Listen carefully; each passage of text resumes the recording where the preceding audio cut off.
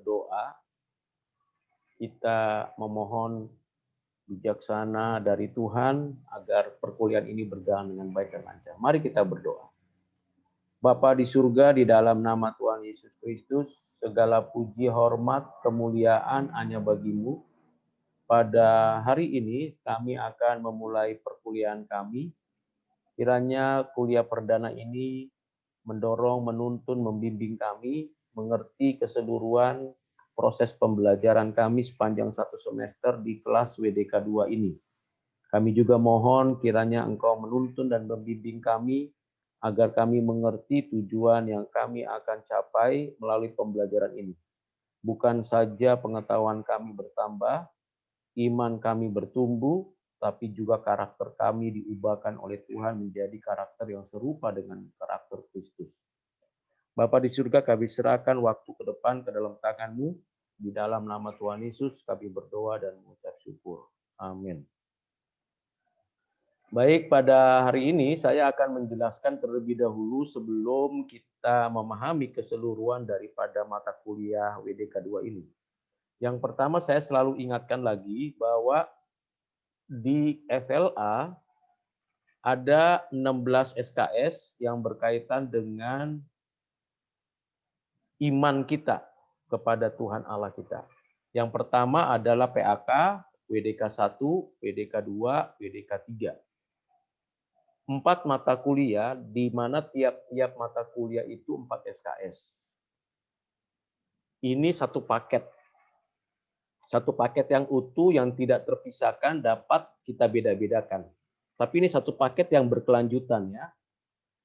Saya ulangi, satu paket. PAK, Pendidikan Agama Kristen, itu dasarnya. Jadi kalau Anda mengikuti pendidikan agama Kristen yang sudah dibuat RPS-nya sedemikian rupa, itu dasar.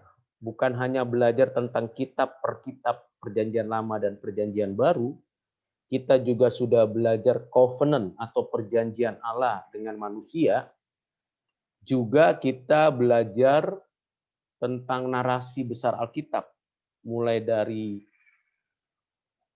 penciptaan, kejatuhan, penebusan, dan penyempurnaan. Nah, sekarang saya mau jelaskan lagi bahwa itu dasarnya bagi setiap kita, bagi setiap mahasiswa, untuk memahami keseluruhan iman Kristen. Karena sumber fondasi daripada wawasan dunia Kristen itu adalah Alkitab. Maka Alkitabnya harus benar diajarkan. Cara menafsirkannya benar. Cara mengertinya benar. Berkelanjutan dari PL ke PB. Nah, baru setelah itu masuk kepada arahnya, yaitu WDK 1. WDK 1 itu arah. Mengapa disebutkan arah? Karena dari sana kita akan mengerti keberlanjutan WDK 2, WDK 3. WDK 1 itu mencakup 3 hal. Yang pertama adalah wawasan dunia dan wawasan dunia Kristen, elemennya, pengertiannya, sejarahnya, prinsipnya. Yang kedua adalah mengenal siapa Allah kita yang pusatnya fokusnya kepada Allah Tritunggal. Di mana di dalamnya kita belajar tentang siapa Bapa, siapa Anak, siapa Roh Kudus. Baru yang ketiga adalah mengenal siapa kita manusia. Nah, ini menjadi arah. Mengapa menjadi arah? Karena nanti di WDK 2 yang kita akan pelajari dalam semester ini, WDK 2 itu isi. Isi yang berkaitan dengan kita yang sudah dicipta menurut gambar rupa Allah itu, ciptaan pribadi itu adalah ciptaan pribadi yang memiliki satu kondisi keadaan saat ini, yaitu sebagai pribadi yang sudah berdosa. Ini keberadaan kita. Naturnya sudah berdosa dan kemudian ada penebusan yang dikerjakan oleh Kristus berdasarkan anugerah Bapa yang digenapkan oleh Roh Kudus kepada kita. Nah, maka WDK 2 itu isi. Kalau isinya ini tidak betul-betul kita alami sendiri, maka apa yang kita pelajari di dasar yaitu PAK arah di WDK 1 dan nanti WDK 3, maka akan timbul suatu pengertian yang bisa keliru tentang iman Kristen.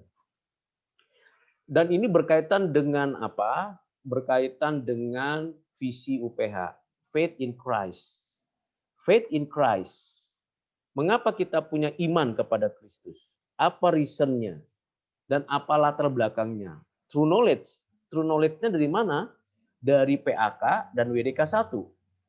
Faith in Christ-nya di mana? Di dalam konteks WDK 2. Lalu nanti di WDK 3 itu hasilnya, godly character.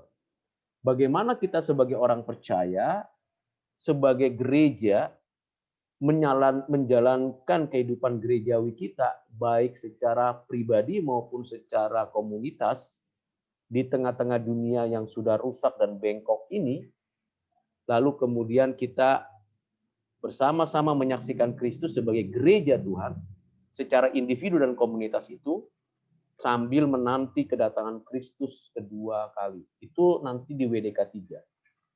Nah, di WDK 2, saya fokuskan berbicara tentang kita yang dicipta tadi berdosa kepada Allah dan Tuhan Allah melalui anaknya Yesus Kristus menebus kita melalui inkarnasi, kematiannya, kebangkitannya, kenaikannya, dan kedatangannya kembali. Dan kita mendapatkan keselamatan yang dikerjakan Kristus dilaksanakan oleh Roh Kudus. Nah, itu WDK 2, 1, 2, 3, 4 dan fokus kepada WDK 2.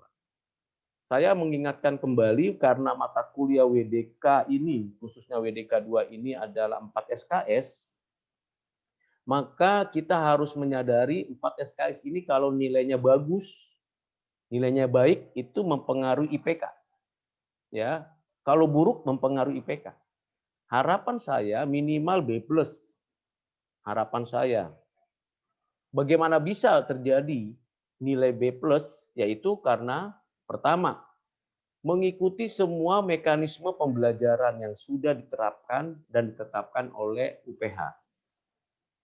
Yang kedua, mengerjakan semua tugas-tugas yang sudah disediakan oleh FLA UPH melalui RPS yang sudah ada. Secara objektif, produktif, Anda bekerja berkarya. Lalu terakhir adalah kualitasnya tentunya. Nah, kalau sudah mendapatkan bagian ini, maka pencapaian yang diharapkan bukan hanya pengetahuan yang cukup, iman yang bertumbuh, karakter yang diubah, tetapi juga kita akan bisa menikmati yang namanya kehidupan sebagai orang percaya yang berkarya di tengah-tengah bangsa ini di dalam kehidupan kita sehari-hari. Untuk lebih lanjutnya saya akan share screen tentang apa yang akan menjadi bagian penting pada pertemuan hari ini. Yang pertama saya akan menjelaskan lebih dahulu berkaitan dengan RPS, rencana pembelajaran semester. Yang kedua, nanti saya akan menjelaskan tentang isu-isu yang berkaitan dengan nantinya proses perkuliahan ini berlangsung. Sebelum saya menjelaskan wawasan dunia Kristen 2 tentang RPS ini, saya mengingatkan kembali dan memberikan penekanan supaya Anda bisa memahaminya. Catat dan perhatikan dengan baik. Yang pertama adalah perkuliahan kita secara online. Saya ulangi, perkuliahan kita secara online dengan link Zoom yang sama yang sudah saya berikan di grup, di Teams, dan juga di Moodle, ya, bahwa perkuliahan kita itu secara online hanya hari Selasa. Hanya hari Selasa jam 9.15 sampai 10.55. Hari Kamis tidak ada kuliah online. Saya ulangi, hari Kamis tidak ada kuliah online. Lalu apa yang dikerjakan pada hari Kamis? Yang dikerjakan hari Kamis ialah tugas-tugas yang sudah saya siapkan di Moodle. Ada tugas-tugas yang wajib, yang berkaitan dengan KAT 1, 2, 3 UTS UAS, dan ada tugas-tugas yang tidak wajib tapi dapat berdampak pada penilaian penambahan nilai untuk UTS dan UAS. Jadi saya ingatkan lagi, setiap Selasa. Kalau Kamis tidak ada. Bukan berarti tidak belajar, karena di sana ada tugas-tugas yang sudah disiapkan, diberikan. Dibuka overview seluruhnya yang ada di Moodle sesi demi sesi.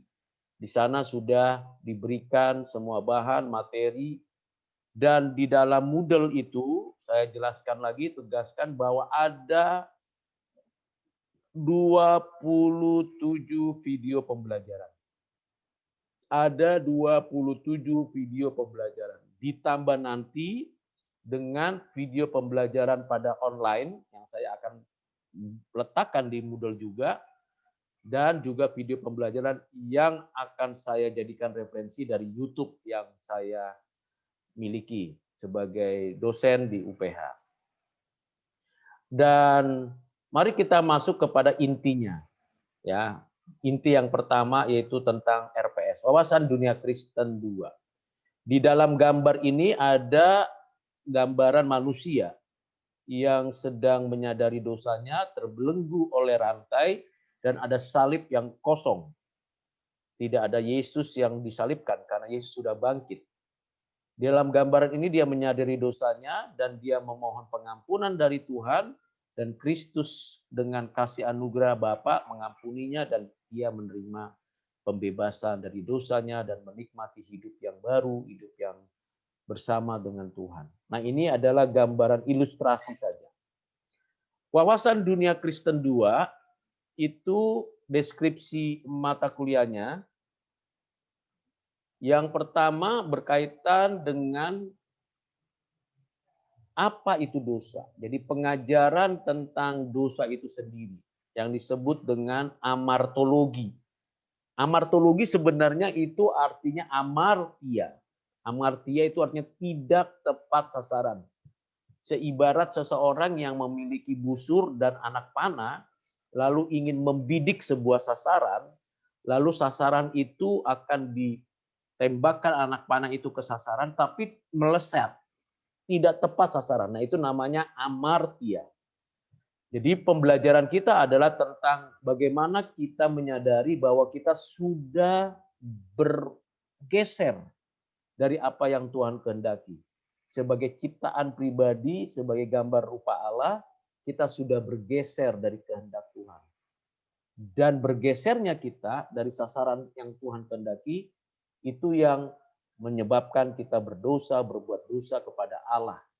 Nah, pembelajaran tentang itu namanya doktrin dosa atau amartologi. Di dalam perkuliahan WDK 2 ini, tidak berhenti tentang bicara dosa saja, tetapi juga berbicara tentang siapa yang menebus saya, orang berdosa ini. Mungkinkah saya berdosa ini bisa menebus saya dengan kebajikan saya? Siapa yang punya otoritas? Nah, di sini kita belajar tentang pribadi anak yang memiliki dua natur, yaitu yang ilahi dan manusia karena inkarnasi. Dialah yang menebus dengan mati di atas kayu salib, bangkit dari kematian, menampakkan diri, naik ke surga, duduk di sebelah kanan Allah Bapa, datang kembali yang kedua kali untuk menyempurnakan keselamatan yang dikaruniakan Bapa kepada kita. Ini namanya doktrin Yesus Kristus. Ya, Kristologi. Yang ketiga adalah kita belajar tentang bagaimana kita meyakini diri kita bahwa kita sudah beroleh keselamatan. Apakah keselamatan yang kita peroleh itu akan hilang? Apa saja yang membuktikan bahwa kita beroleh keselamatan? Siapa yang menerapkan keselamatan itu kepada kita yang dikerjakan oleh Kristus itu? Di dalam pengajaran yang disebut soteriologi, yaitu doktrin keselamatan, bahwa keselamatan kita itu diberikan oleh Allah Bapa, dikerjakan oleh Kristus, diterapkan, diaplikasikan pada diri kita oleh Roh Kudus. Nah, itu adalah bicara tentang soteriologi. Karena kita tidak mampu menyelesaikan dosa kita sendiri. Nah, itu deskripsi gambaran dari mata kuliah ini.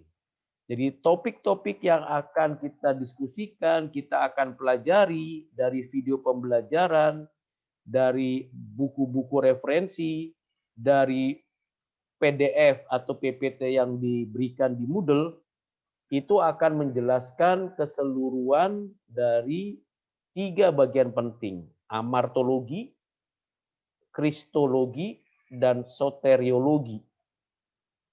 Nah, tentunya perlu dievaluasi.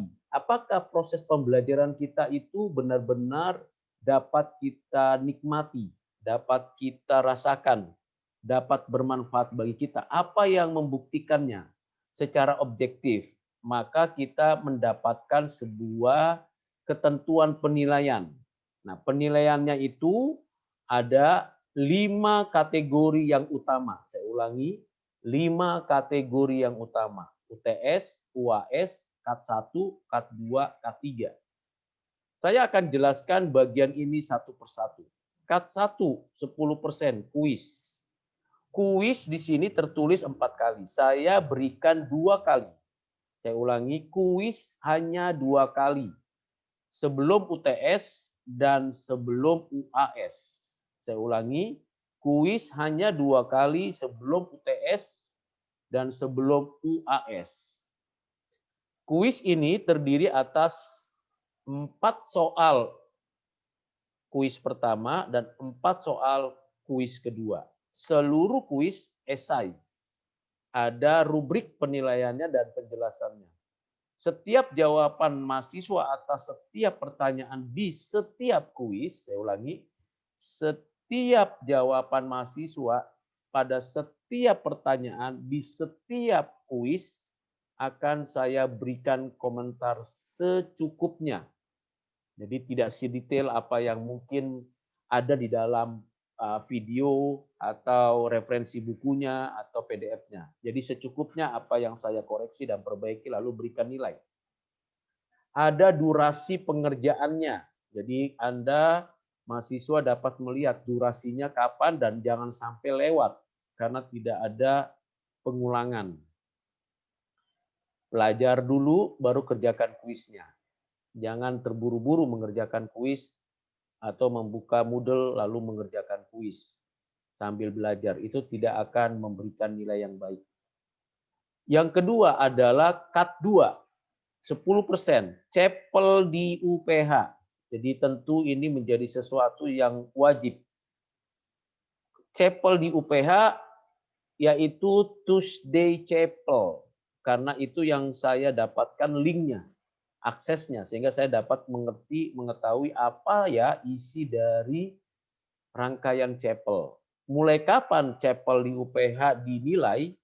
Mulai dari CEPEL hari ini, saya sudah berikan linknya, sampai dengan tanggal 17 April. Saya ulangi, mulai tanggal hari ini sampai 17 April, di mana tiap minggu ada Tuesday CEPEL UPH.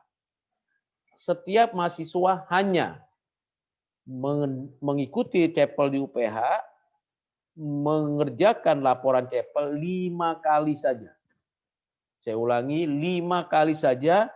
Anda bisa pilih mulai hari ini, berturut-turut, atau per 2 minggu, atau Anda punya kebijakan yang lain. Masing-masing mahasiswa diberikan kebebasan.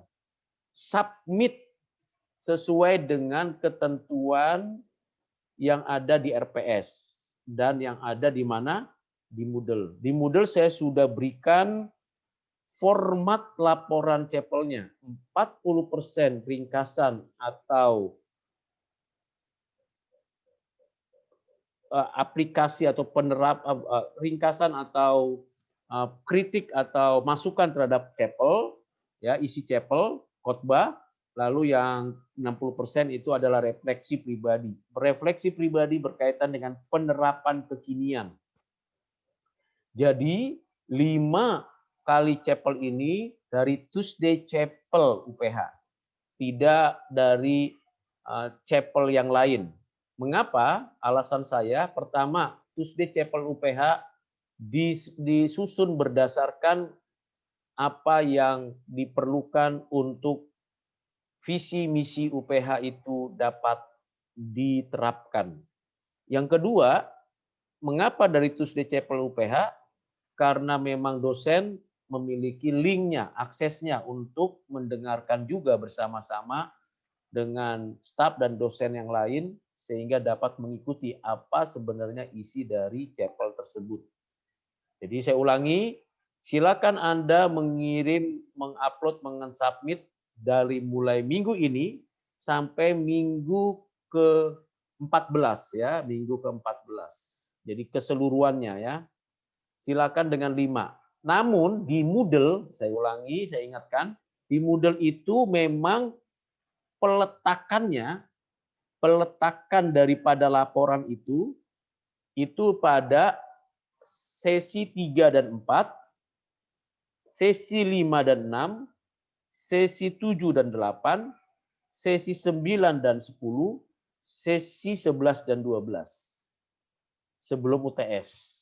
Memang peletakannya di sana, sesuai dengan ketentuan RPS. Hanya di sana durasinya saya berikan setiap bagian daripada laporan chapel itu adalah sampai tanggal 17 due date-nya. 17 April. Yang ketiga adalah service learning, 15%. Nah, service learning kita tahu kondisi pandemi saat ini, itu sebabnya saya tidak menyarankan dan tidak memperbolehkan, bukan tidak menyarankan lagi ya, tidak memperbolehkan service learning turun ke lapangan, on-site, berjumpa dengan kelompok, karena kondisi saat ini dan situasi yang belum jelas. Karena itu, saya sudah merancang untuk service learning adalah dengan webinar atau Zoominar, seminar. Ada 3 kelompok besar. Kalau di sini mahasiswanya jumlahnya 45, maka setiap kelompok itu 15 mahasiswa. Jadi ada 45 dibagi 3, 15 mahasiswa. Satu kelompok. Dan kelompok yang pertama, kedua, ketiga, itu masing-masing menjelaskan tentang amartologi, yang kedua kristologi, dan yang ketiga soteriologi. Nah, dari topik-topik yang ada, Anda bisa masing-masing kelompok memikirkan topik apa untuk dibahas di dalam seminar. Setiap kelompok ada 15 mahasiswa. Setiap mahasiswa diwajibkan mencari peserta lain di luar kelas 5. Tergantung pada sasaran. Sasarannya remaja atau pemuda atau umum. Ya, jadi 5. Jadi kalau 15 kali 5 itu kurang lebih sekitar ya 75. Tambah Anda yang ada di grup itu berarti 85. Pesertanya minimal 85. Itu yang menjadi poinnya. Yang kedua, ketika kita melakukan seminar itu durasinya hanya 100 menit. Di mana ada 4 pembicara di sana. Saya, dosen yang lain di FLA yang nanti akan saya rekomendasi kalau mereka mau, kemudian 2 mahasiswa dari kelompok tersebut menjelaskan topik yang sudah ditetapkan oleh mahasiswa di dalam kelompoknya. Nah, jadi ada di sana bagian yang penting. Yang akan dikerjakan yaitu membuat proposal, nanti proposalnya, contoh proposalnya akan diberikan. Kemudian yang kedua adalah menentukan waktunya, pelaksanaannya paling lama awal April atau pertengahan April sebelum UAS. Yang ketiga adalah mencari pesertanya. Dan yang terakhir adalah memberikan pemberitahuan poster atau penjelasan-penjelasan pengumuman informasi melalui brosur ya yang diberikan. Lalu nanti ada 4 hal, proposal, laporan pelaksanaan itu sendiri, pada saat Juminar dan refleksi per pribadi. Jadi kalau kita kerjakan itu semuanya mendapatkan nilai 15%. Nah, apakah itu cukup fair 15% itu untuk begitu banyak tugas? Jawabannya tidak fair. Maka saya akan berikan kalau nilainya bagus ya, nilainya pelaksanaan service learning-nya bagus sesuai dengan ketentuan yang berlaku, proposalnya bagus, laporannya baik sesuai dengan ketentuan formatnya, kemudian kehadiran pesertanya pada pelaksanaannya baik ya, dan kemudian juga dua mahasiswa menampilkan pembicara yang baik ya, mendapatkan durasi yang baik, maka saya akan tambahkan nilai. Ingat baik-baik, saya tambahkan nilai untuk UAS. Berapa persen? Paling banyak 10%. Jadi perhatikan baik-baik. 10% misalnya gini. Kalau nilainya di sini di K3 itu 90, maka saya akan tambahkan poin ke UAS 9. Itu 10% kan maksimum. Ya, itu yang harus saya jelaskan supaya Anda pahami betul. Seluruh apresiasi kekaryaan Anda, belajar Anda itu saya berikan penilaian. Tidak ada yang tidak beri nilai. Nah, bagaimana dengan mahasiswa yang nanti kan ada datanya ya, mahasiswa si A sudah pesertanya yang diajak siapa-siapa saja. Nanti ada data dan ini nanti ketua, bendahara atau sekretaris akan menyusun. Si A sudah membawa 5 orang lain yang menjadi peserta. Si B, si C, si D, sampai 15. Dan masing-masing punya tugas tanggung jawab masing-masing. Jadi tidak ada yang merasa diri tidak berkarya atau merasa diri diabaikan. Semua berkarya. Itu Kat 1, Kat 2, Kat 3. Nah, UTS 25%, 3 soal esai. Saya ulangi, UTS 25%, 3 soal esai. UAS 40%, 3 soal esai.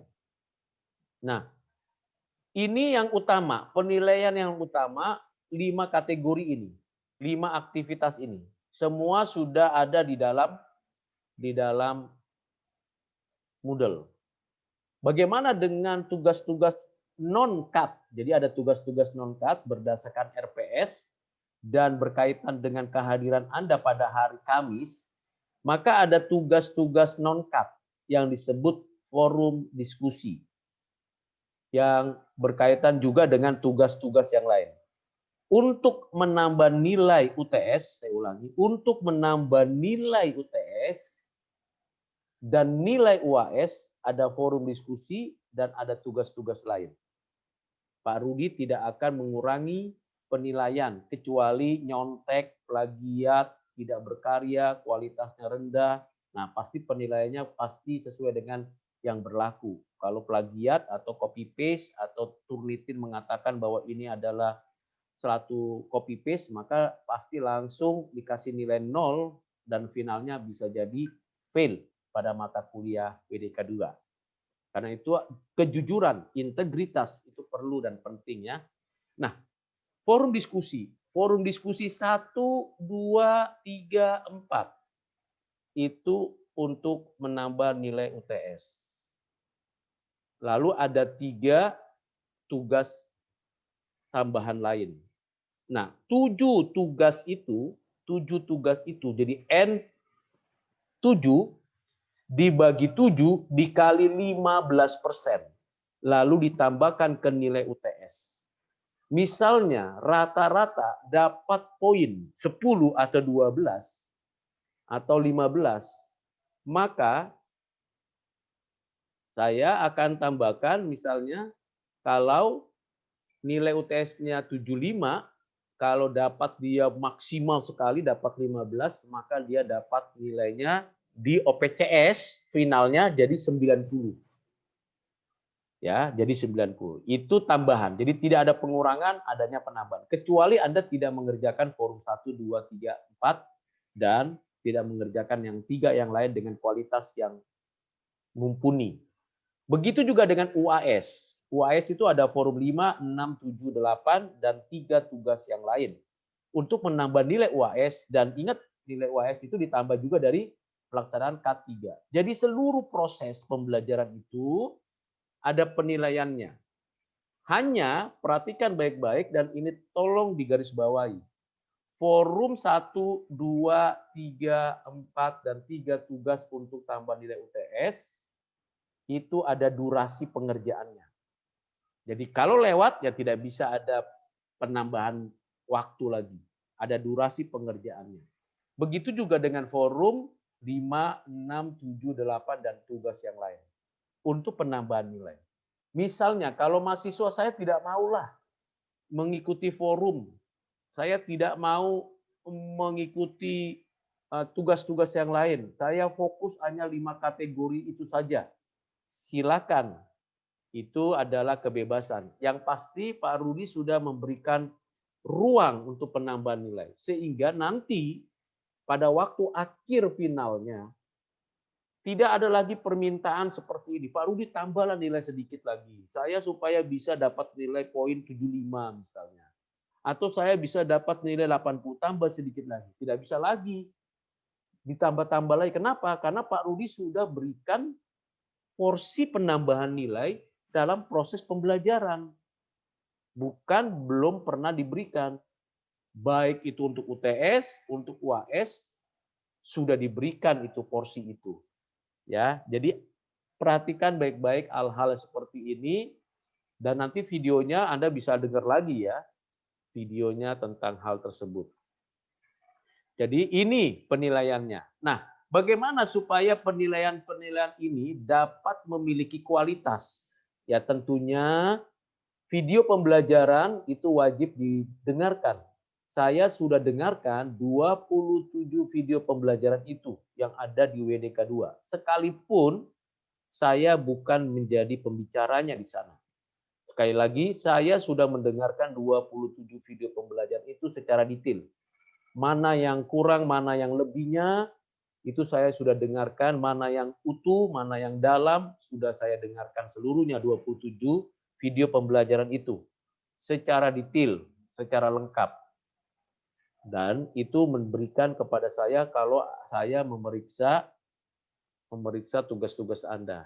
Jadi itu dasarnya supaya nilainya bagus.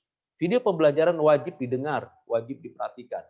Yang kedua, PDF yang saya sudah upload, sudah submit, sudah taruh di Moodle. Baca, perhatikan, kalau tidak mengerti ditanya. Yang ketiga, buku-buku referensi. Nah, itu sebabnya kalau Anda mau mendapatkan penilaian maksimal dan ujungnya nilainya grade-nya A, maka buku-buku referensi tentang wawasan dunia dari Ronald Nash dan Philip Graham Ricken, kemudian buku amartologi dan kristologi dari Anthony Ukema, kemudian Lois Berkhoff, kemudian juga jurnal-jurnal online yang free. Nah, silakan Anda bisa membacanya dan menemukannya, buku-buku ini. Dan ini semua buku ini sudah ada di dalam PDF saya, yang saya sudah rangkum, ringkas. Dan sudah ada juga penjelasannya di video pembelajaran. Tapi kalau Anda masing-masing mahasiswa ingin gitu ya, saya mau lebih dalam lagi mengerti, benar enggak ya yang dikatakan di video pembelajaran, atau yang ditulis jangan-jangan salah tulis, salah ketik, bisa jadi. Tapi ketika Anda mempelajarinya, Anda bisa menemukan bagian-bagian penting ini. Lalu ada buku referensi dosen, ya beberapa buku yang saya pelajari dan saya wajib sudah membaca keseluruhan buku-buku ini karena memang ini adalah buku-buku wajib dari dosen pendidikan agama Kristen dan buku yang wajib bagi dosen wawasan dunia Kristen.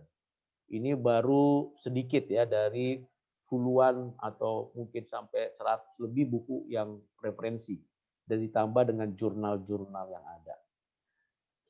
Oke, sampai sini dulu penjelasan saya berkaitan dengan RPS ya. Sampai di sini dulu penjelasan saya berkaitan dengan RPS. Saya berhenti dulu di sini menjelaskannya, baru nanti masuk kepada bagian yang inti kedua, yaitu tentang isu kejahatan dan asal-usul dosa.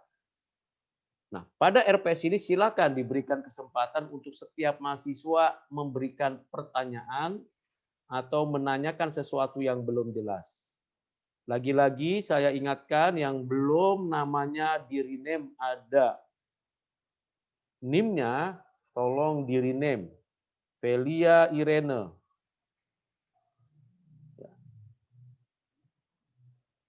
Iya Pak, sebentar Pak. Iya. Karena kalau nggak tercatat nanti ya sayang sekali kan. Sudah ikut, dengar, tapi namanya tidak tercatat. Oke, baik, silakan. Kalau ada yang mau tanya, monggo. Saya berikan kesempatan untuk setiap bebas bertanya apa saja, baik yang paling rumit sampai yang paling sederhana. Kalau saya bisa jawab, saya bisa jawab. Kalau tidak bisa jawab, paling minggu depan atau melalui WA saya akan jawab berkaitan dengan hal tersebut. Yang penting adalah WA group untuk hal umum, berkaitan dengan kebutuhan keseluruhan. Tetapi kalau setiap mahasiswa ingin membuat menjapri saya, chat pribadi saya, perhatikan baik-baik, chat pribadi kepada saya itu tidak akan pernah saya letakkan di grup.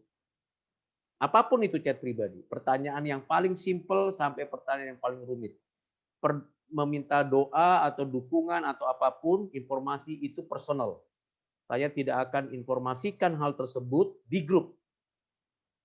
Jadi yang di grup itu memang murni khusus untuk kebutuhan kita satu grup, satu kelas. Tapi yang chat pribadi itu personal. Jadi saya begitu sudah selesai, saya biasanya langsung hapus. Supaya jangan salah pencet, salah tekan nanti ya. Jadi saya itu akan beri jawaban di sana. Supaya Anda bisa lebih nyaman. Yang kedua, waktu chat pribadi, harap jangan malam-malam. Kalau malam-malam, paling saya baca sekilas, saya belum tentu bisa jawab. Paling-paling besok paginya baru saya jawab. Ya, jadi silakan 24 hours ya. Anda pikirkan pembelajaran ini, tapi untuk chatnya paling lambat jam 7 malam. Paling cepat jam 7 pagi. Ya, mau Senin, Selasa, Rabu, Kamis, Jumat, Sabtu, Minggu. Jam 7 malam paling lambat, jam 7 pagi paling cepat. Ya, jadi kalau sudah jam 7 malam sampai jam 7 pagi Anda chat, saya akan membacanya mungkin dan saya mungkin akan menjawabnya pada besoknya. Mengapa? Ya karena itu jam istirahat ya. Jam untuk kita semua beristirahat dan berkomunikasi, berinteraksi dengan keluarga. Silakan ada ya pertanyaan, silakan untuk tiap-tiap bagian. Nah, kalau kelompok yang 3 itu nanti saya berikan formatnya, pembagiannya. Anda sendiri yang menentukan anggota kelompoknya. Ya. Tiap-tiap orang menuliskan sendiri saya di kelompok mana. Sampai 15 begitu. Jadi Pak Rudi tidak akan menentukan, saya menempatkan Anda sebagai mahasiswa yang sudah bisa mengambil keputusan ya. Lalu nanti saya berikan dikasih waktu untuk tukar tambah. Maksudnya tukar tambah gini. Saya nggak mau di kelompok 1, saya mau di kelompok 2, tapi kelompok satunya udah penuh nih, kelompok 2 udah penuh. Bagaimana ya? Kita tunggu nih. Gitu. Saya berikan waktu sampai minggu depan tukar tambahnya itu, tukar gantinya ya, supaya bisa berpikir lebih jernih dan dikasih leluasaan. Jadi minggu depan sudah ada kelompok itu secara final. Lalu nanti saya berikan format proposalnya, lalu bisa mulai memikirkannya sambil kita mengerjakan tugas-tugas yang lain. Ingat 4 SKS, saya sangat berharap sih nilai semuanya bagus ya. Jangan sampai ada yang kalah karena curang, karena tidak hadir dalam kuliah online.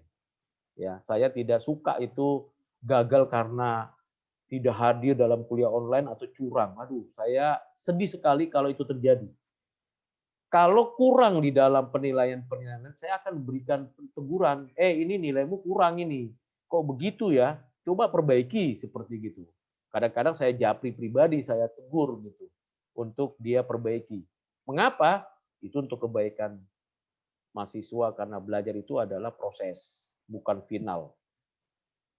Oke, silakan Kalau ada pertanyaan, mungkin Amanda, Steven, Revalio, Sally, Abigail, Francisca, Wilson, Ridwan, atau Velia Irene, atau Stefani, Jenny. Pak, mau nanya dikit, Pak.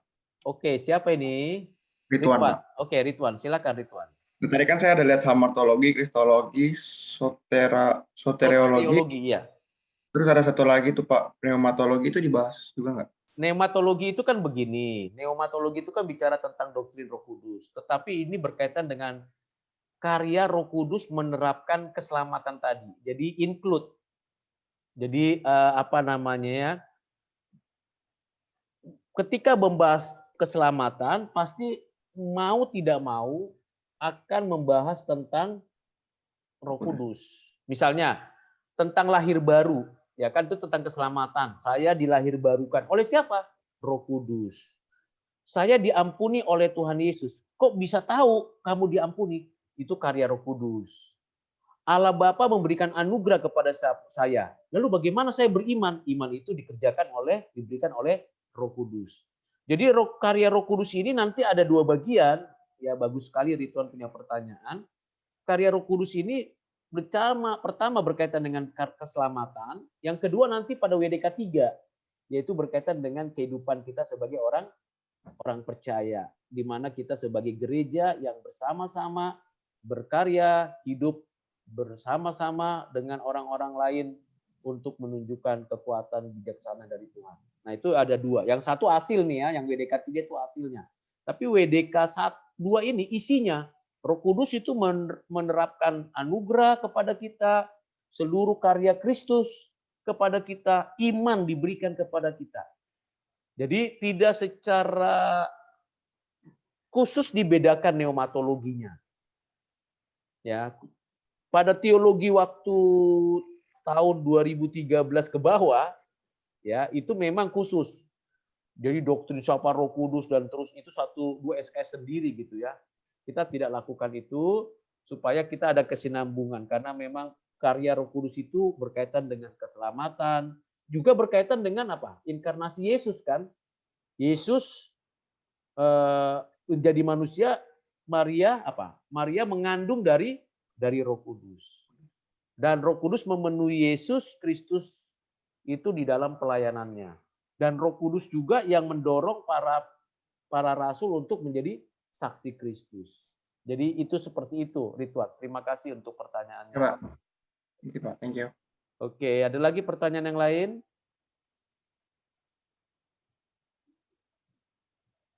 Ini ada 43 mahasiswa yang tidak hadir, hanya ada 2 mahasiswa ya yang tidak hadir ya.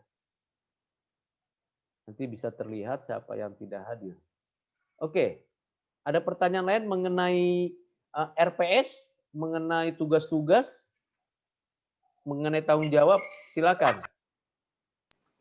Diva? Selamat pagi, Pak. Saya mau menanyakan tentang laporan CEPEL, Pak. Iya, silakan. Ini berdasarkan pengalaman saya, jadi itu formatnya tetap harus dituliskan atau langsung jawabannya saja ya, Pak? Maksudnya langsung ringkasan dan refleksi. Format itu kan dalam bentuk Word yang saya berikan. Jadi itu langsung di format itu gitu.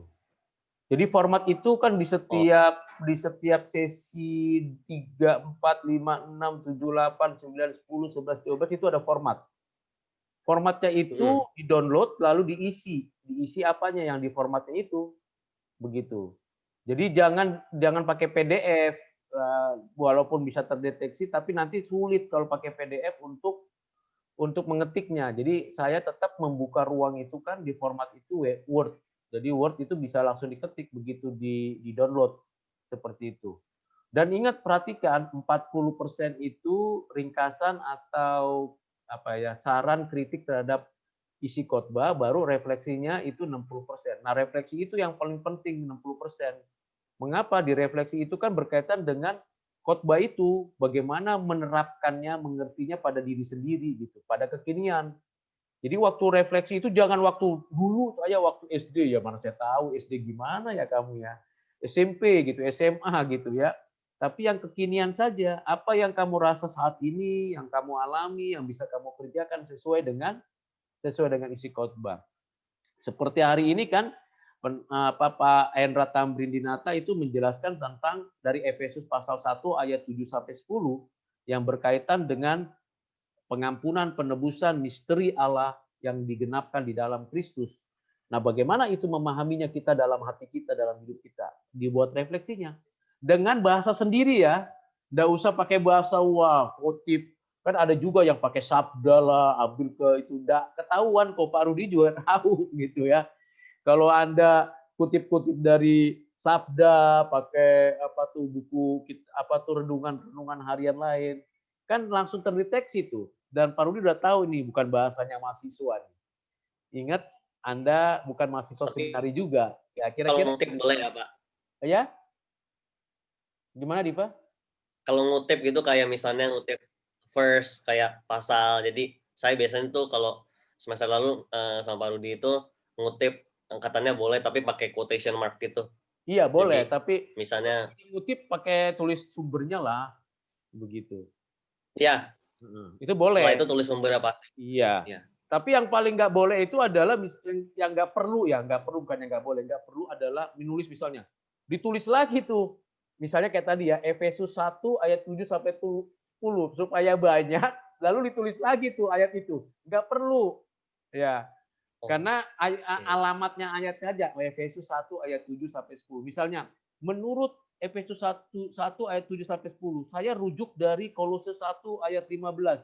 Sudah Kolose 1 ayat 15-nya aja, nggak usah ditulis ayatnya. Jadi kalau ditulis ayatnya kan kelihatannya banyak ya. Padahal saya Iya, tahu Pak. itu isinya cuma ayat-ayat itu saja gitu. Jadi sepandai-pandainya kita merangkai kata-kata, original lah. Coba usahakan original, kita punya kata-kata yang berkaitan dengan itu. Pasti saya apresiasi. Ya. Oke, yang pernah di kelas saya, Anda sudah tahu apa yang saya kerjakan. Silakan yang lain. Oh, oke. Takutnya itu Pak, misalnya kayak format, misalnya ada tulisan, pokoknya kan kita tinggal isi yang Bapak, Iya. kita tinggal download itu kan. Nah, takutnya misalnya ada misalnya nama atau NIM-nya, terus ada format gitu-gitu loh Pak. Takutnya nanti kena Turnitin itu loh. Oh Turnitinnya maksimum enggak. berapa ya Pak? Ya, kalau Turnitin itu kan kalau dosen bisa mengetahui bahwa itu bisa diabaikan. Jadi dalam format Oh, itu bisa diabaikan. Jadi misalnya kena Turnitin itu rata-rata ya, yang sepanjang pengalaman saya beberapa tahun ini memakai Turnitin, kalau ada format itu antara 15 sampai 20% itu diabaikan karena itu adalah format. Jadi langsung terdeteksi itu diabaikan walaupun Anda tidak bisa melihatnya. Begitu.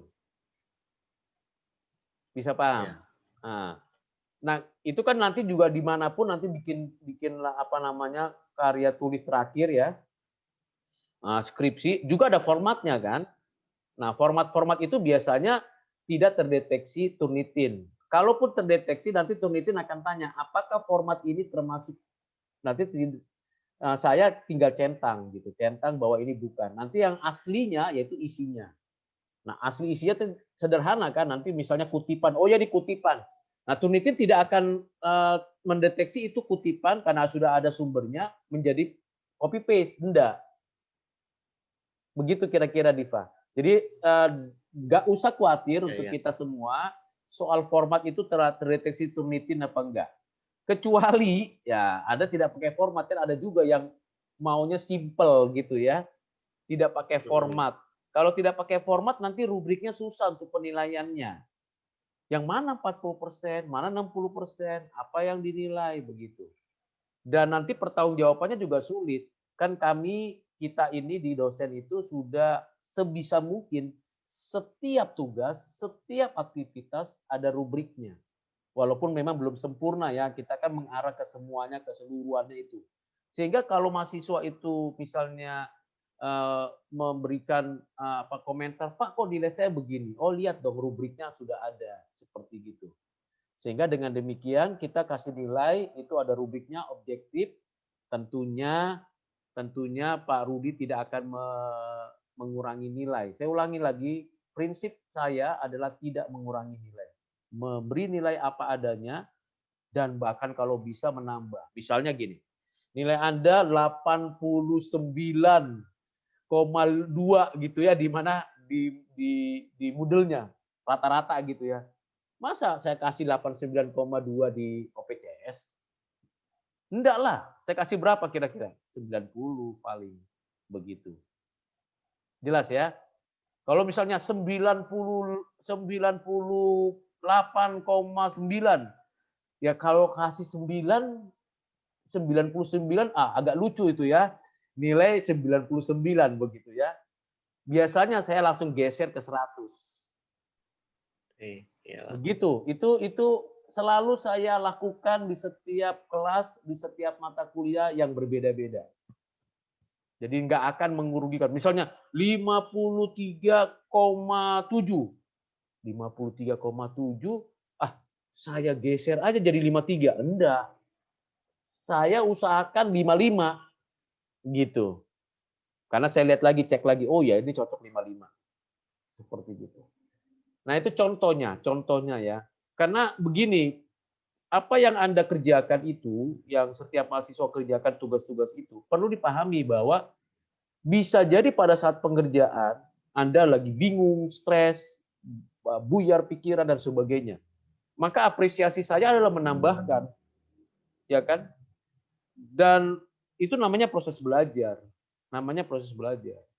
Jangan dimatikan apresiasi, jangan dimatikan kekaryaan Anda oleh karena saya melihat nilai itu cuma 53,7. Seperti itu. Lihat apa yang dikerjakan.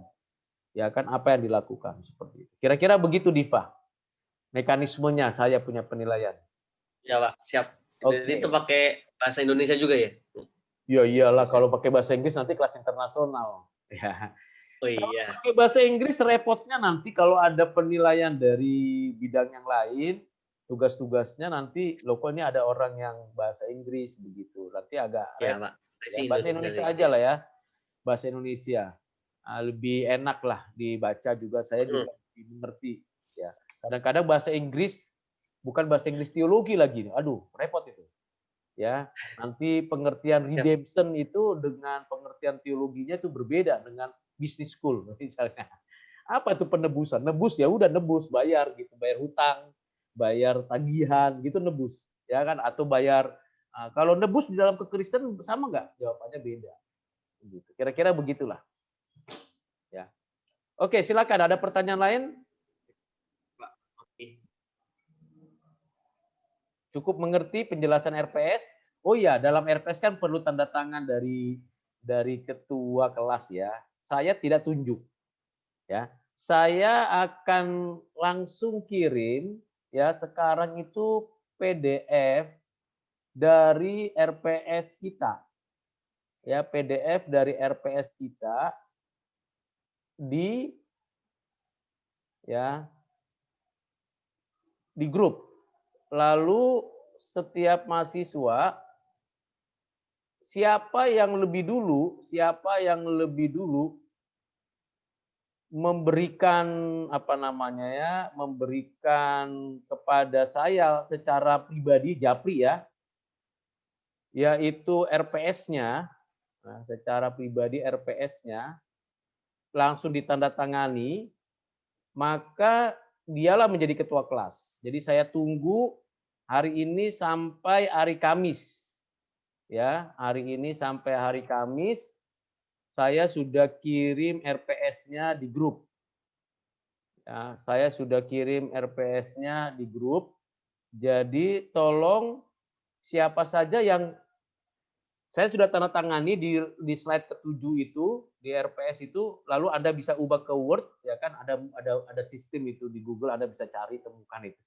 Lalu tanda tangani assign, tulis nama lengkap, tulis NIM, langsung segera kirim ke saya lagi dalam bentuk PDF. Nanti bisa langsung saya transfer admin ini ke FLA, ke admin FLA. Nah, dialah yang menjadi ketua kelas. Begitu. Jelas ya maksud saya ya? Kenapa? Karena kalau saya tunggu sampai Kamis misalnya belum ada mahasiswa yang mau memberanikan diri menjadi ketua kelas, maka saya tunjuk. Nah, ketika saya tunjuk di antara Anda ketua kelas, tolong jangan ditolak. Ya, supaya bisa lancar kita nih proses administrasinya perkuliahan kita. Jelas ya? Oke. Kalau tidak ada penjelasan RPS yang ditanyakan lagi, mungkin masih mikir-mikir, sambil memikir-mikirkan itu, saya masuk ke dalam tahap yang kedua. Inti yang kedua yaitu isu-isu kejahatan. Jadi saya akan menjelaskan bagian yang kedua ini. Sebenarnya sudah ada di Moodle, tapi saya akan menekankan bagian pentingnya supaya Anda bisa melihat keutuhannya. Isu-isu kejahatan dan asal-usul dosa. Kalau berbicara tentang isu, berarti itu problem, masalah kejahatan. Ya, masalah kejahatan dalam dunia bisnis itu terlalu banyak kalau dijabarkan. Dan juga asal-usul dosa.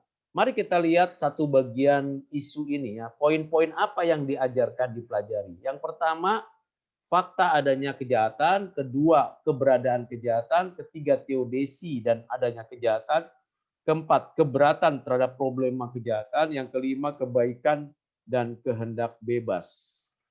Lalu kita akan melihat bahwa memang kejahatan itu fakta, dari rumah sampai ke masyarakat, ke bangsa, keluar sampai seluruh dunia.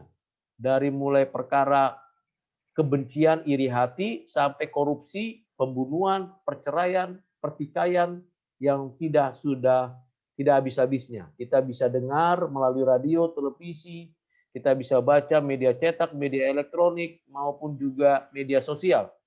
Kejahatan ada di depan mata kita, itu fakta. Itu membuktikan bahwa kita orang berdosa. Yang kedua, keberadaan itu menjadi keberadaan yang mengglobal. Orang yang masih bayi dididik dengan baik sama papa mamanya, tetapi setelah sudah besar, tanpa diajarkan dia berdosa juga, berbuat jahat. Mengapa begitu? Namun kita tahu ada kebaikan di antara kejahatan. Nah, itu namanya teodesi. Tentu teodesi ini tidak sepenuhnya dapat memberikan kepada dunia ini satu perubahan yang nyata. Tetapi ada orang baik di antara orang jahat. Kita tahu itu. Dan kita bisa menyaksikan itu. Ya, di antara kalian kan semua nggak ada yang jahat. Semua mahasiswa adalah baik. Buktinya mau kuliah kan. Tapi banyak loh orang yang tidak mau kuliah walaupun dia sudah belajar, sudah banyak uang, cukup kesempatan, nggak mau kuliah, nggak mau belajar. Ya sayang, nanti bisa menimbulkan arah yang kurang baik. Ya, kalau dia tidak punya pemikiran yang matang tentang hidup ini.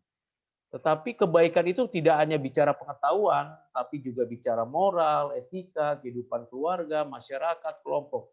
Jadi teodesi ini semacam menahan kejahatan, walaupun tidak mempunyai kekuatan yang luar biasa. Orang baik selalu ada. Problem kejahatan muncul terus, bahkan ada yang mengatakan penjahat lebih dulu tahu cara berbuat jahat daripada pihak berwajib menahan atau melakukan penahanan terhadap kejahatan. Lalu kita bicara tentang kebaikan dari kehendak bebas. Kita punya kehendak bebas, kita bisa berbuat baik. Asal-usul dosa itu ada 5 poin juga. Yang pertama tentang sumbernya, pemikiran manusia, lalu secara historis dari Alkitab, tentang kisah kejatuhan, bagaimana iblis berdusta, dan apa itu pengetahuan yang baik dan jahat. Pendalaman materinya. Nah, kalau kita lihat ada fakta, problem, teodesi, dan kebebasan. Faktanya, mulai Adam dan Hawa itu diusir keluar dari Taman Eden, diberikan tetap anugerah untuk punya anak, tetapi anak-anaknya berkelahi. Kain iri, cemburu, kesal, tidak suka dengan adiknya Habel, terjadi pembunuhan pertama di seluruh dunia. Ya, yaitu Kain membunuh Habel di dalam satu keluarga. Konflik pertama itu dalam keluarga. Keluarga menjadi hal penting. Yang kedua adalah masalah Kejadian 6 ayat 1-7. Bicara tentang bagaimana sekelompok komunitas masyarakat betul-betul tidak suka hidup dalam kebenaran, cenderung berbuat jahat, dan Tuhan menghukum dengan air bah. Di Roma pasal 1 ayat 18-31 diketahui bahwa ternyata dari hati manusia, pikirannya, kehendaknya, afeksinya, emosinya, perasaannya juga melawan Tuhan. Demikian juga kesimpulan dalam Roma 5 ayat 1-22, di mana kita sudah bernatur dosa, keturunan Adam. Problemnya, kalau kita meyakini Allah itu baik, Maha Kuasa dan Maha Tahu, mengapa kejahatan masih ada? Bukankah kalau Tuhan itu Maha Kuasa bisa menghentikan kejahatan? Bukankah kalau Tuhan itu Maha Tahu harusnya tidak terjadi kejahatan karena sudah tahu dihentikan? Kalau Tuhan Maha Baik, bukankah seharusnya kita menyadari bahwa Tuhan bisa memberikan kebaikan-kebaikan, bukan kejahatan yang terjadi? Tetapi faktanya penderitaan, kejahatan masih terjadi. Mengapa? Nah, ini menjadi refleksi bagi saya dan Anda, kita. Mengapa? Korupsi masih ada, peraturan ada, agama ada, kepercayaan ada, larangan untuk korupsi ada. Tapi mengapa tetap ada korupsi? Mengapa ada orang yang ditangkap melakukan korupsi? Mengapa ada orang yang melakukan pencurian, padahal pencurian itu jahat? Sudah dilarang agama, sudah dilarang pemerintah, ada pihak berwajib. Mengapa seperti itu? Mengapa Tuhan tidak bertindak? Nah, itu problem. Jadi ini menjadi pergumulan sepanjang hayat hidup kita. Lalu bagaimana kebaikan Tuhan dinyatakan kalau dalam kondisi seperti itu? Tunggu kejahatan ada, tunggu orang menderita, tunggu orang mengalami kesulitankah, baru kebaikan Tuhan dinyatakan? Tentu ini menjadi juga refleksi bagi kita. Masakan kita menolong orang kalau orang lain menderita dulu? Masakan kita mengatakan itu tidak boleh setelah dia mencuri misalnya, ya kan? Lalu bagaimana argumentasi itu kita hadapi?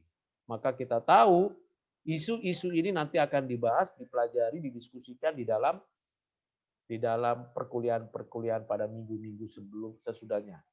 Ya, kita bicara manusia bebas, tapi bebas yang seperti apa? Bebas untuk berdosa, bebas untuk mencelakai orang lain, bebas untuk merusak alam, atau bebas untuk berbuat baik.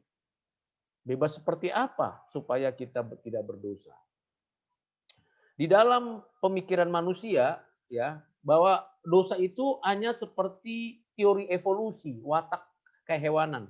Saya manusia masih berevolusi, masih ada sisa-sisa hewan sehingga beringas, galak, mengerikan begitu. Itu pikiran manusia, maka disebut dosa. Atau karena takut, terbatas, jadi mau bebas lepas tanpa kendali. Atau merasa eksistensinya terasing, maunya tetap stabil dan maunya tetap diakui, dihargai. Atau karena pergumulan ekonomi, mencuri karena lapar, merampok karena tidak ada penghasilan, dan sebagainya. Atau karena dia mau bersaing, saya bisa, kamu harusnya menghargai saya, sehingga ada persaingan. Nah, ini pikiran manusia tentang asal-usul dosa. Tetapi Alkitab memberikan penjelasan bahwa asal-usul dosa itu adalah karena manusia sudah berbuat dosa. Memakan buah pohon pengetahuan baik dan jahat. Padahal di tengah taman ada dua pohon. Pohon pengetahuan baik dan jahat dan pohon kehidupan. Mengapa manusia memakan buah pohon pengetahuan baik dan jahat? Bukan memakan buah kehidupan yang membuat manusia itu hidup kekal. Nah, itu menjadi misteri. Tentunya misteri ini dijawab dengan kebutuhan yang ada.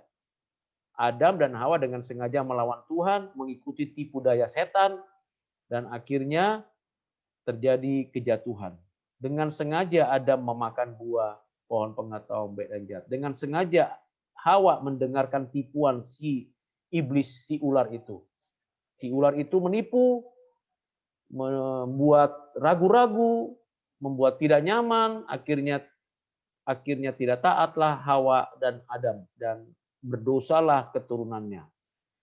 Mengapa berdosa keturunannya? Ya karena kita ada di dalam Adam, ya. Kita ada di dalam Adam. Adam itu mewakili kita, representasi kita. Kesimpulannya karena kita ada di dalam Adam artinya di dalam pinggangnya Adam, spermatozoa, maka seluruh umat manusia ada di dalam Adam. Kata Adam itu sendiri artinya manusia. Jadi Adam pada dirinya itu mewakili manusia, sebagai bagian dari manusia, umat manusia ada di dalamnya, dan Adam di dalam dirinya secara individu, dia sudah melakukan dosa. maka keturunan Adam yang dilahirkan oleh perempuan yang berada di dalam Adam itu berdosa. Nah, ini penting fakta ini karena nanti kaitannya dengan Kristus. Kristus bukan dari benih Adam, tapi dari benih Roh Kudus. Sehingga Kristus tidak di dalam Adam. Kristus memang dilahirkan oleh perempuan perawan Maria, tetapi tidak hasil benih dari Yusuf dan Maria. Sehingga Kristus bukan keturunan Adam. Kristus bukan ada di dalam Adam. Kristus dari surga turun menjadi manusia. Sehingga ada di dalam Adam dan ada di dalam Kristus. Kita, turunan Adam, ada di dalam Adam, berdosa. Sehingga saya dan Anda dan kita semua umat manusia itu berdosa. Hanya Kristus. Mengapa Yesus tidak berdosa? Karena dia bukan di dalam Adam. Dia dari surga menjadi manusia. Nah, bagaimana dosa itu jadi dan bagaimana dosa itu terjadi? Manusia berdosa, tapi sebelumnya kita tahu bahwa malaikat Lucifer atau bintang timur itu juga sudah melawan Tuhan dan berdosa. Jadi malaikat dulu berdosa, dijatuhkan hukumannya kepada malaikat itu, dijatuhkan ke bumi, lalu dia merasuki ular dan mencobai manusia, menipu manusia, dan akhirnya manusia dengan keinginannya sendiri ikut-ikutan sehingga berdosa. Nah, itu singkatnya asal-usul dosa manusia. Nah, itu bagian yang pertama yang saya jelaskan, topik pertama selain RPS, dan ini inti keduanya. Bukunya ada buku-bukunya, halamannya, dan penjelasannya. Ya, di sini kalau kurang jelas, saya tulis juga nomor WA saya kalau Anda mau mengetahuinya. Nah, begitu singkatnya saya jelaskan kepada Anda masing-masing dua inti pertemuan kita hari ini. Yang pertama RPS. Tujuannya supaya setiap mahasiswa mengerti dan memahami keseluruhan proses pembelajaran kita. Itu RPS. Yang kedua adalah mengenai topik pertama sebagai pengantar, introduction untuk mengenal tentang isu-isu yang ada dan tentang dosa. Nanti pada topik-topik berikutnya itu berkaitan dengan isinya, lalu apa yang mau dicapai. Dengan isu itu kita akan tahu tujuan yang kita capai, yaitu saya sadar siapa saya orang berdosa, saya memerlukan penebusan dari Kristus. Oke, saya sudah selesai menjelaskan itu secara utuh. Jadi mulai minggu depan saya minta tolong untuk setiap mahasiswa bisa memberikan pertanyaan-pertanyaan, dan tentu seperti pada semester lalu setiap pertanyaan saya berikan apresiasi, ya. Tidak akan mengurangi. Ya, semester lalu itu jurusan manajemen itu rata-rata 6 sampai 7 ya. Kalau di sini 43 yang ikut hadir dalam kelas ini.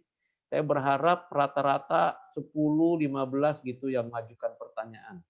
Supaya memberikan dorongan, tuntunan supaya Anda bisa belajar bagaimana mengajukan pertanyaan, dan kalau saya bisa jawab, saya jawab dengan sebaik-baiknya. Silakan kalau ada yang mau tanya, dua inti tersebut, RPS dan pengantar tadi, isu-isu kejahatan dan asal-usul dosa. Saya berikan waktu dan kesempatan, kalau ada yang mau tanya, ada yang masih bingung, ada yang masih sulit dimengerti, silakan tanya bebas.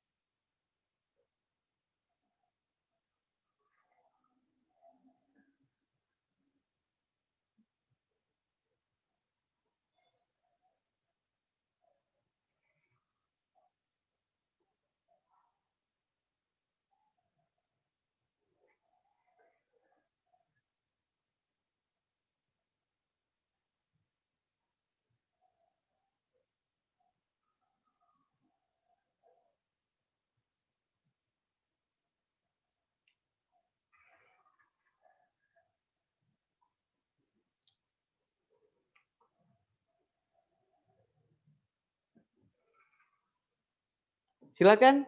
Wah, ini diem-dieman ini. Oke lah, kalau diem-dieman nanti jadi saya jadi bingung saya kalau diem-dieman nih.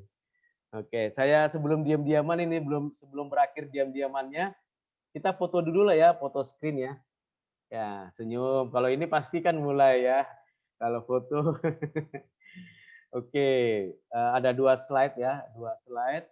Nanti ini yang pertama, foto screen 1, 2, senyum yang manis. Ya, semua manis sih. 1, 2, 3. Oke, 1 ya, saya akan taruh dulu, letakkan dulu.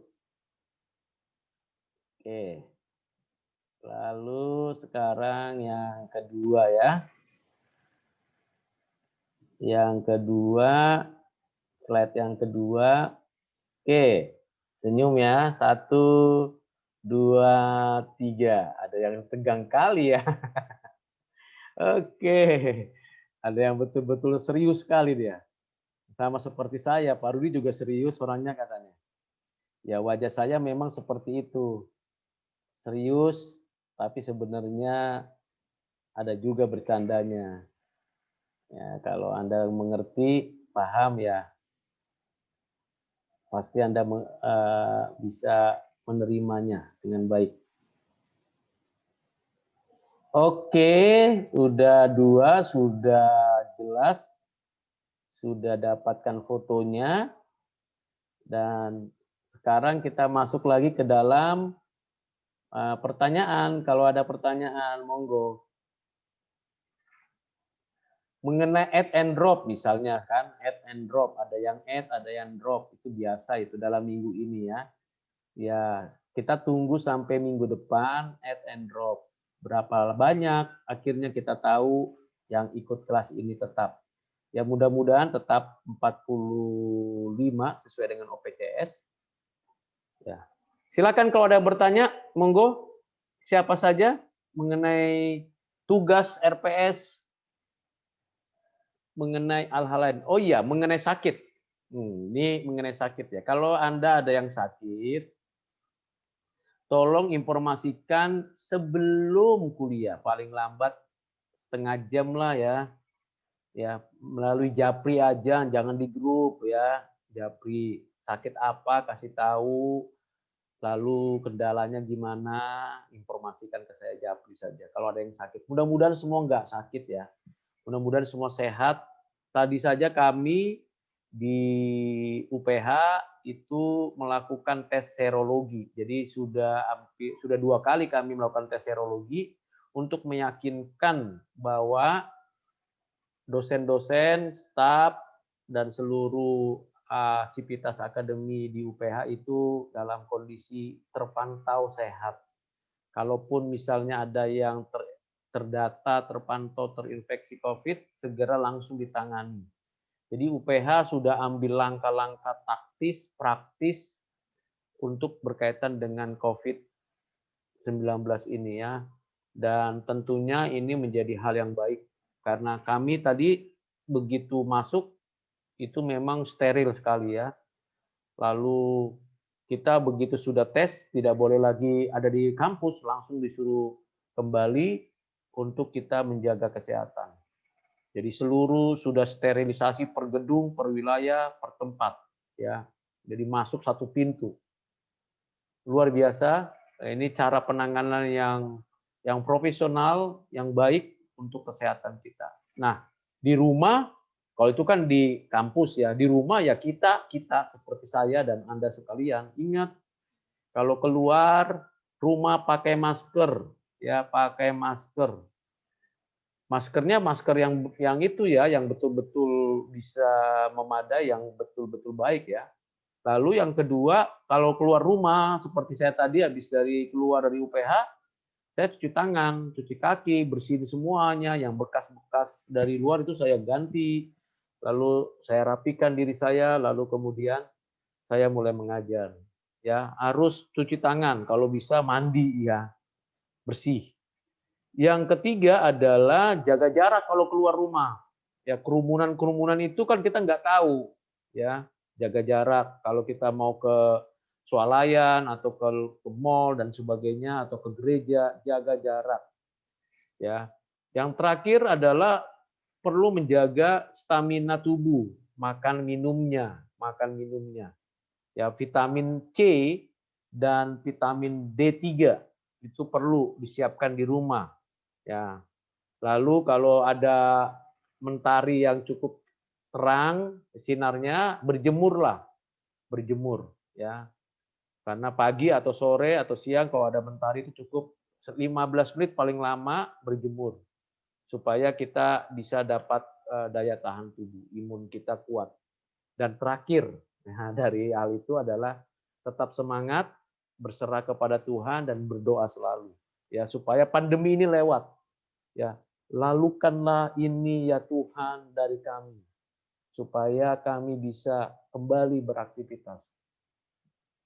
Nah, kira-kira begitu ya, dan juga orang tua harus disupport ya dalam kondisi seperti ini kan Anda bisa lihat pergumulannya.